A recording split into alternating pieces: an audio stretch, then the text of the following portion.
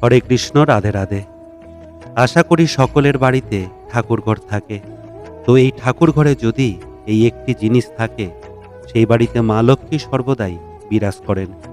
ফলে সেই বাড়িতে কখনো দুঃখ, কষ্ট, দারিদ্রতা থাকে না। তাই যদি এই মাসে আপনার বাড়িতে মা লক্ষ্মী ও ভগবান বিষ্ণুর কৃপা হয়, তো অবশ্যই কিন্তু এই সংকেতগুলি আপনারা দেখতে পাবেন। এর মানে আপনাদের দুর্ভাগ্য, দারিদ্রতা শেষ এবং সৌভাগ্য ও ভালো সময় আসছে। বন্ধুরা, এই জড়াজগতের প্রত্যেক মানুষই চায় যেন তাদের বাড়িতে কোনোরূপ সমস্যা, ঝামেলা, অশান্তি বা কোনো আর্থিক সমস্যা না থাকুক। তাই সুখ শান্তির দেবী মা লক্ষ্মীকে আরাধনা ও পূজা অর্চনা করে থাকি। কিন্তু মা লক্ষ্মীকে প্রসন্ন করা অতটা সহজ কাজ নয়। মা লক্ষ্মী যে সহজেই প্রসন্ন হন না, আর যার উপর তিনি প্রসন্ন হন তাকে জীবনে কখনোই পিছনে ঘুরে তাকাতে হয় না। মা লক্ষ্মী তার সত্যিকারের ভক্তদের অবশ্যই কৃপা করে থাকেন, আর আমাদের ভক্তিতে প্রসন্ন হয়ে আমাদের বাড়িতে তিনি বিরাজ করেন। তাই আমাদের বাড়িতে মা লক্ষ্মী প্রবেশ করার আগে এই সংকেতগুলো বারবার তিনি দিয়ে থাকেন। তাই শাস্ত্র অনুসারে এই সংকেতগুলো শুধুমাত্র ভাগ্যশালী ব্যক্তিরাই দেখতে পায়। তাই এই সংকেতগুলি যদি আপনি পেয়ে থাকেন, তাহলে আশা করি আপনি বুঝতে পারছেন আপনি কতটা ভাগ্যশালী। কারণ খুব তাড়াতাড়ি আপনার বাড়িতে মা লক্ষ্মীর কৃপা হবে। মনে রাখবেন, আপনাদের দুঃখের দিন শেষ এবং সুখের দিন শুরু। খুব তাড়াতাড়ি আপনাদের জীবনে সৌভাগ্যের আগমন হতে চলেছে। কারণ মা লক্ষ্মীর কৃপায় দিন দুঃখী ও রাতারাতি রাজায় পরিণত হয়ে যায়। তাই যদি বন্ধুরা আপনারা এই সংকেতগুলি জানতে চান, তো অবশ্যই আজকের ভিডিওটি সম্পূর্ণ মনোযোগ সহকারে দেখবেন এবং ভিডিওটিতে একটি লাইক করে কমেন্টে রাধে রাধে লিখতে মোটেও ভুলবেন না। আর আমার এই চ্যানেলে যদি নতুন হয়ে থাকেন, চ্যানেলটি সাবস্ক্রাইব করে পাশে থাকা বেল আইকনটি অন করে রাখুন।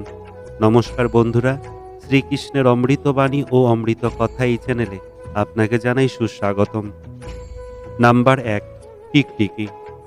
বন্ধুরা, যদি আপনারা বাড়িতে 3টি টিকটিকিকে একই জায়গায় দেখতে পান, তাহলে বুঝবেন এটি মা লক্ষ্মীর আগমনের এক সংকেত দিচ্ছেন। যদি একটি টিকটিকিকে আপনি অন্য টিকটিকির পেছনে তাড়া করতে দেখেন, তো এটি বাড়িতে উন্নতির সাক্ষাৎ সংকেত বোঝায়। এমনকি তুলসী মঞ্চে আপনারা যদি কখনো টিকটিকি দেখতে পান, তো এটাও আপনার জন্য খুবই ভালো সংকেত দিয়ে থাকে। তাই যদি কোনো বিশেষ দিনে আপনারা এমনভাবে টিকটিকি দেখতে পান, তাহলে তার উপর আপনারা সিঁদুর দিয়ে দেবেন। এতে বন্ধুরা দুর্ভাগ্য সৌভাগ্যে পরিণত হবে। নাম্বার 2, কালো পিঁপড়ে। বন্ধুরা, জ্যোতিষশাস্ত্র অনুসারে কালো পিঁপড়ে মা লক্ষ্মীর আগমনের সংকেত বোঝায়।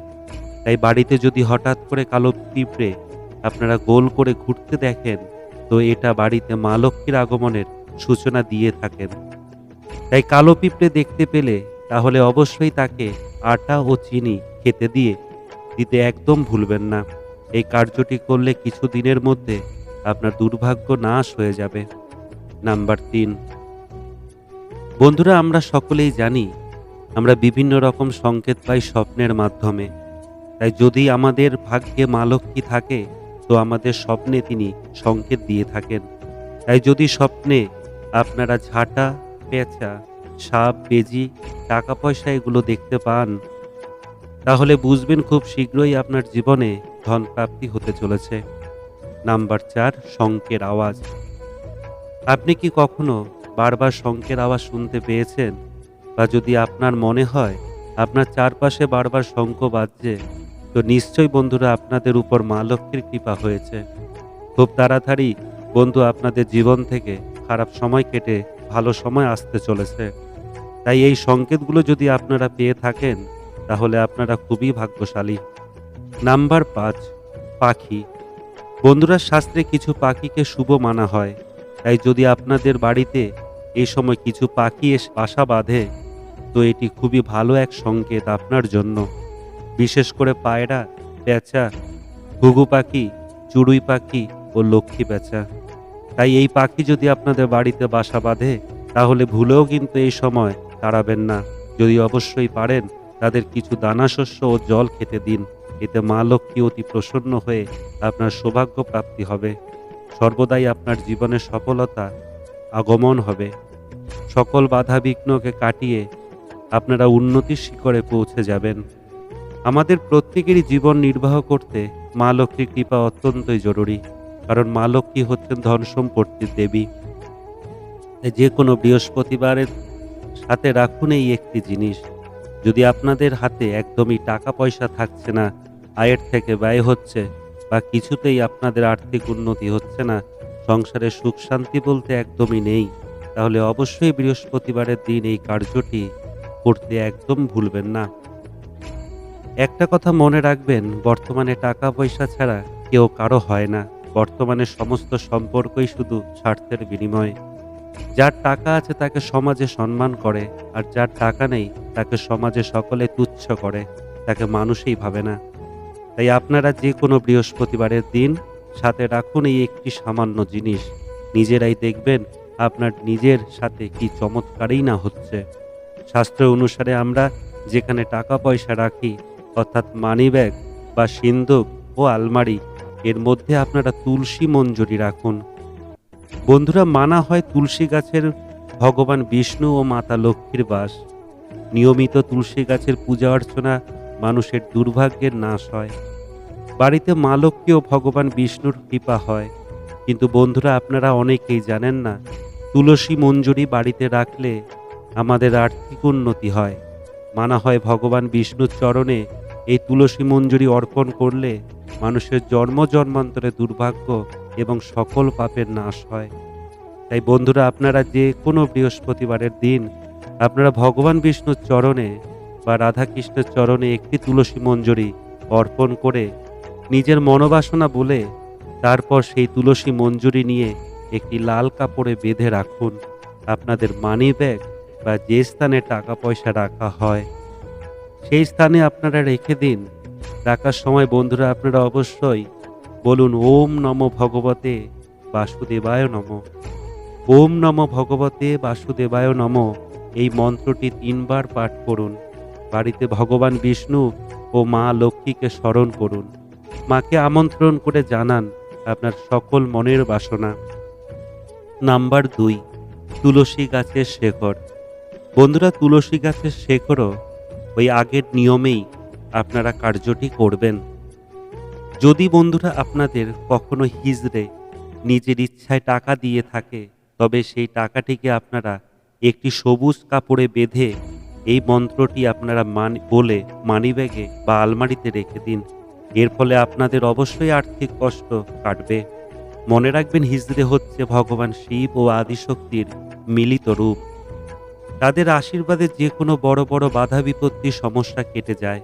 তাই বন্ধুরা, এই কার্যটি আপনারা ভোলানাথের বিশেষ দিন অর্থাৎ সোমবারের দিন করবেন।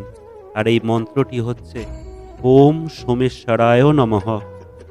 নাম্বার 4, 11টি পদ্ম গাছের বীজ।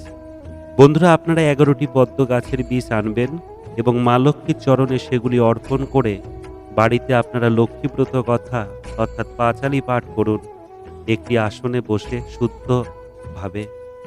আর ওম ভগবতে বাসুদেবায় নমঃ এই মন্ত্রটি আপনারা 108 বার জপ করে এরপর সেই জিনিসগুলিকে একটি লাল কাপড়ে বেঁধে যেখানে আপনারা টাকা পয়সা গহনা গাঁটি রাখেন সেখানে সেইভাবেই রেখে দিন।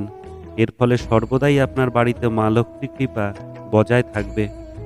বন্ধুরা, আপনারা কি জানেন যে যাদের ঘরে ঠাকুর ঘরে এই একটি জিনিস থাকে সেই বাড়িতে মা লক্ষ্মী সর্বদা বিরাজ করেন? হ্যাঁ বন্ধুরা, সেই বাড়িতে কখনোই দুঃখ দারিদ্রতা ঘিরে ধরে না। যদি চান আপনার বাড়িতে মা লক্ষ্মীর কৃপা সদা বিরাজ করে, সুখ শান্তি বজায় থাকে, দুঃখ কষ্ট দূরে থাকে, তাহলে আজকের বলা এই জিনিসটি অবশ্যই এনে আপনারা ঠাকুর ঘরে রেখে দিন।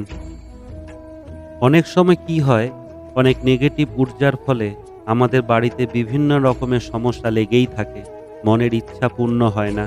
কিন্তু এই জিনিসটা এতটাই পবিত্র যে এই জিনিসটি বাড়িতে থাকলে সেখানে কোনো রকম নেগেটিভ এনার্জি বাস করতে পারে না এবং মা লক্ষ্মী সেই বাড়িতে বাস করেন। তাই শাস্ত্র মতে এই জিনিসকে ঠাকুর ঘরে বারবার রাখতে বলছে। তো এবার জেনে নেওয়া যাক কোন সেই জিনিস? প্রথমত যে জিনিসটা রাখবেন তা হলো আতপ চাল।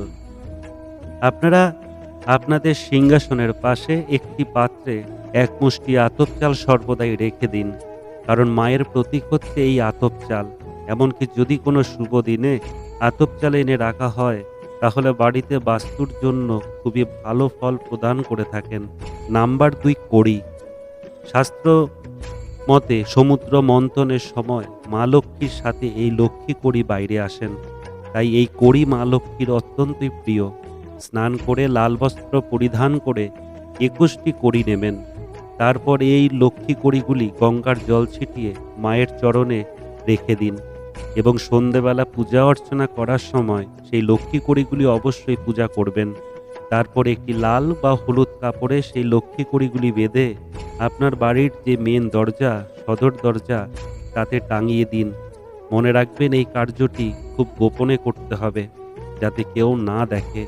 যদি এই কার্যগুলি আপনি ঠিকমতো করতে পারেন, তাহলে আপনি নিজেই আপনার জীবনে আপনার সংসারের পরিবর্তন নিজেই দেখবেন। এই ছিল আজকের বিশেষ কিছু টোটকা। তো রাধে রাধে। যদি ভালো লাগে অবশ্যই ভিডিওটি লাইক ও সাবস্ক্রাইব করবেন ও কমেন্টে জানাবেন। ভালো থাকুন, সুস্থ থাকুন।